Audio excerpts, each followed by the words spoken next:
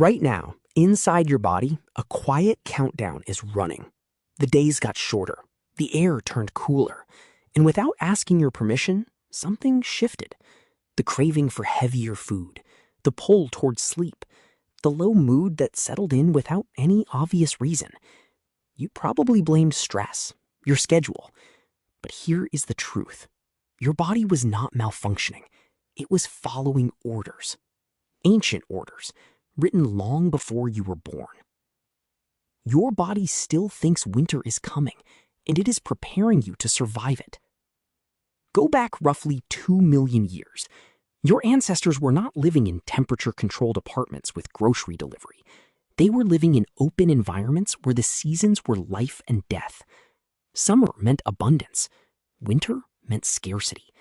And the bodies that survived were the ones that prepared before the cold arrived, not after. The system that controls this lives in a tiny region of your brain called the suprachiasmatic nucleus, smaller than a grain of rice, and one of the most powerful biological timekeepers ever evolved. Neuroscientist Russell Foster at the University of Oxford has spent decades studying how light travels through your retina directly into this structure, triggering a hormonal cascade that ripples through your entire body within hours. The message is simple. The days are getting shorter. Something is coming. Get ready. The first thing that changes is your melatonin window. In summer, your brain produces melatonin for roughly 6 hours each night. As days shorten in autumn, that window expands. Your brain releases it earlier, for longer. You feel sleepy sooner. You wake up groggy. You want more sleep than you did 3 months ago. This is not weakness. This is an ancient survival instruction telling your body to conserve energy during a period when food was historically scarce.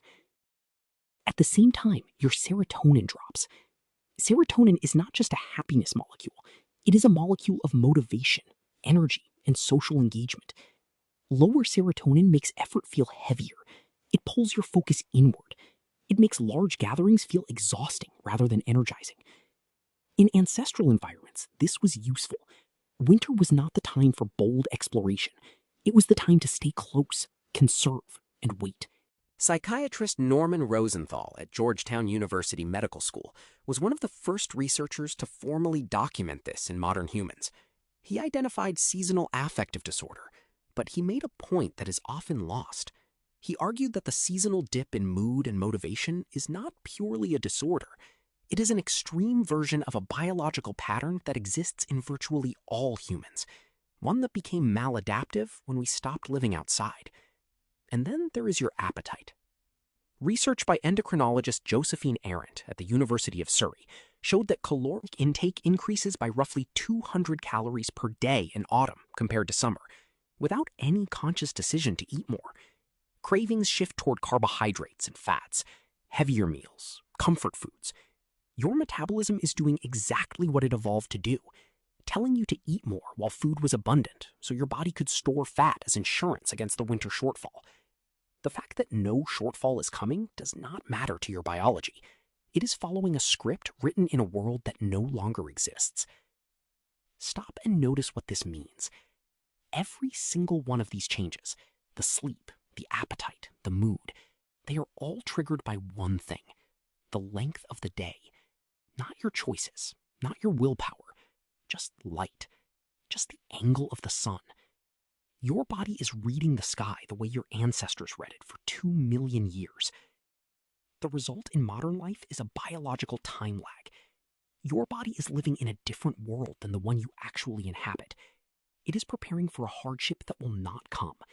And in doing so, it creates experiences that feel, to modern humans, like problems. The low mood that appears without warning every November, the brain fog, the heaviness. These are not problems that arrived from nowhere. They are ancient preparations arriving on schedule. Understanding this changes something about how you relate to yourself during these months. The pull toward rest is not laziness. The craving for carbohydrates is not weakness. These are deeply intelligent biological responses, operating exactly as they were designed to. The only design flaw is that they were built for a world that no longer exists. Tonight, The days are a little shorter than they were yesterday. Your body already knows. It has already begun making its preparations. And somewhere inside you, beneath every modern convenience and every electric light, something ancient is doing exactly what it was built to do. It is getting you ready for a winter that, in your world, will never come. And yet it persists, because the code runs deeper than the world does.